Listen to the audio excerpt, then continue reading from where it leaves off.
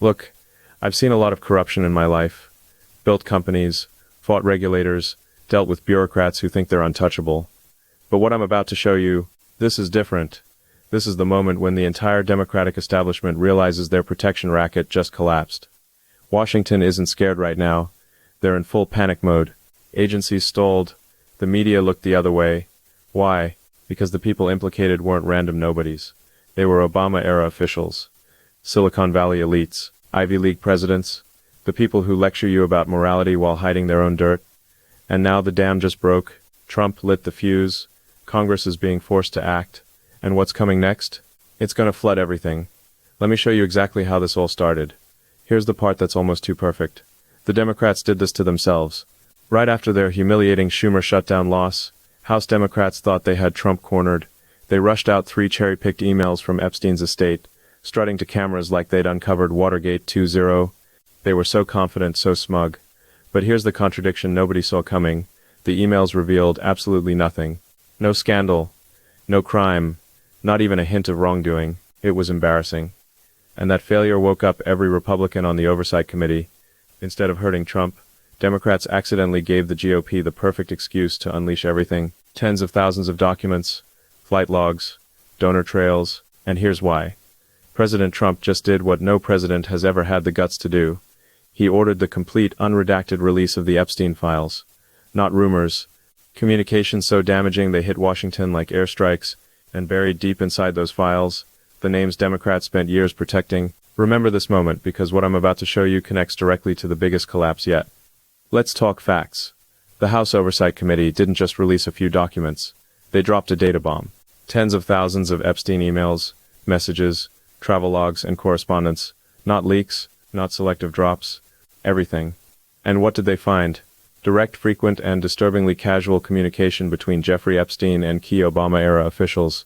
Larry Summers, Obama's Treasury Secretary, former Harvard president, was caught asking Epstein for dating advice. Let that sink in. A man who controlled the U.S. economy during a financial crisis was treating a convicted sex offender like a personal mentor. Within hours of exposure, Summers stepped down from the Center for American Progress, left Yale's budget lab, and threw Harvard into damage control. But here's what makes this even worse. This isn't a one-off scandal. Stacey Plaskett, a Democratic delegate, was messaging Epstein during Michael Cohen's 2019 hearing in real time, receiving questions from him to attack Trump, and she accepted $30,000 in Epstein-linked donations after his conviction. This is documented. This is real. And what came next was even more shocking. The immediate fallout was brutal. Summers collapsed first, but the shockwaves didn't stop there. Ana Navarro went on live TV and had a complete meltdown, trying to dismiss the Epstein files as just rich white male secrets, conveniently ignoring the long list of Democrats already exposed. The White House had to step in and condemn her comments. Her rant went viral within minutes, turning the push for transparency into a national rallying cry. Then came Reid Hoffman, billionaire co-founder of LinkedIn, mega Democrat donor, not leaks, everything. And within hours the first Democrat fell.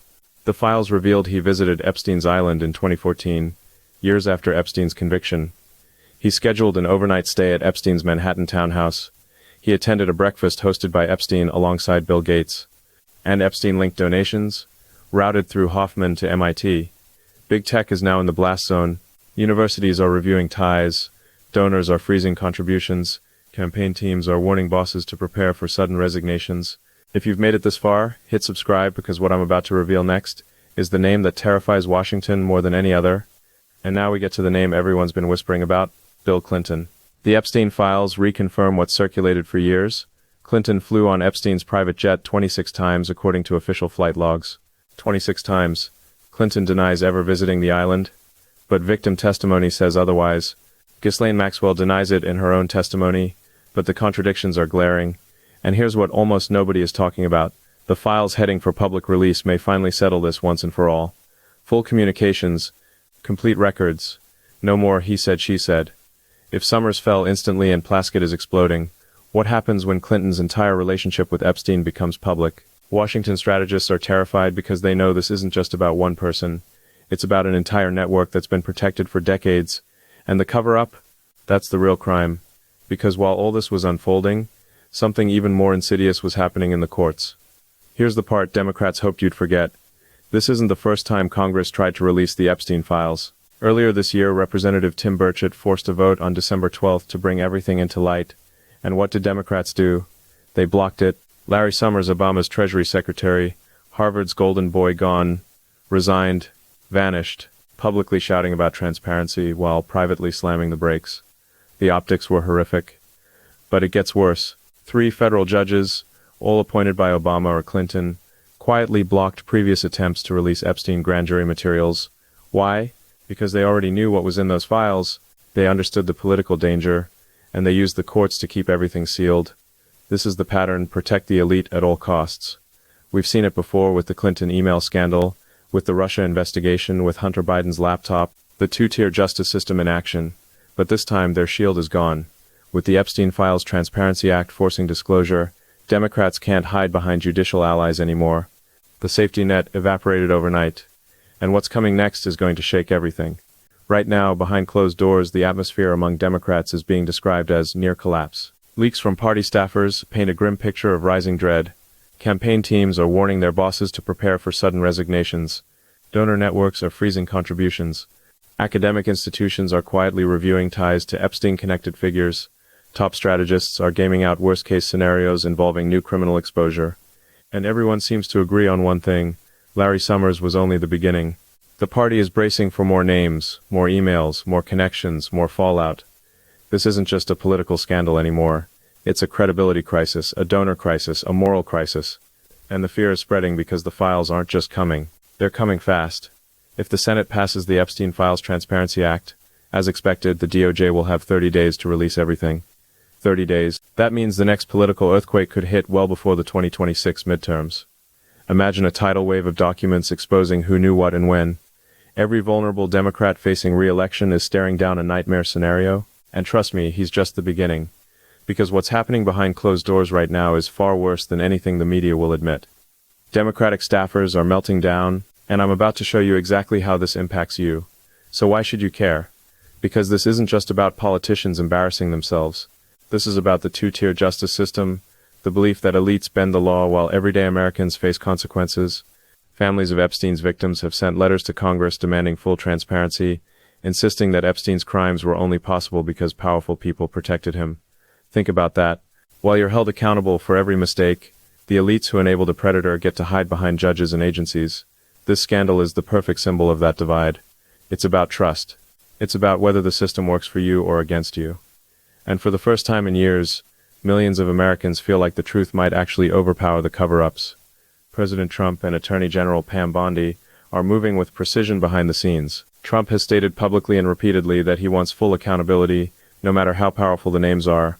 Bondi's team is preparing investigative pathways into donor networks, Clinton-connected entities, and every institution tied to Epstein's financial web. This isn't political revenge. This is legal preparation. And the final answer to all of this? That's coming right now. Here's what it all means. The dam is broken. The Epstein files are coming within 30 days if the Senate passes the Transparency Act. Thousands of documents, decades-old communications, sealed logs, donor records, travel manifests, files that judges blocked for years, all of it exposed. The media is on edge. Congress is bracing for resignations. Donors are lawyering up. Universities are scrambling. If you want to understand what they're hiding from you, subscribe right now. Universities are preparing statements, and the American people are watching with a level of anticipation this country hasn't felt in decades. Because everyone knows this is only phase 1. The files drop next, the fallout comes after, and accountability, the kind that elites never expected, is finally on the horizon. So here's what I need you to do. Hit the like button right now, subscribe to this channel so you don't miss a single update, and drop a comment below. Tell me, who do you think will be the next Democrat to fall? What do you think happens when the full Clinton records go public? Do you believe this will actually lead to real consequences, or will the elites find another way to escape? Because this story is far from over, and I'll be here breaking it all down for you. See you in the next one. Because this story is about to get a whole lot darker. Think about this like a dam. For years, this massive structure held back an ocean of secrets, emails, flight logs, donor records, connections that powerful people never wanted you to see. And everyone in Washington knew it was there. They just hoped you'd forget about it. But dams don't last forever, especially when they're built on lies. The Epstein files aren't just about one man's crimes. They're about a network, politicians, billionaires, academics, all connected through money, influence and power. For over a decade, judges blocked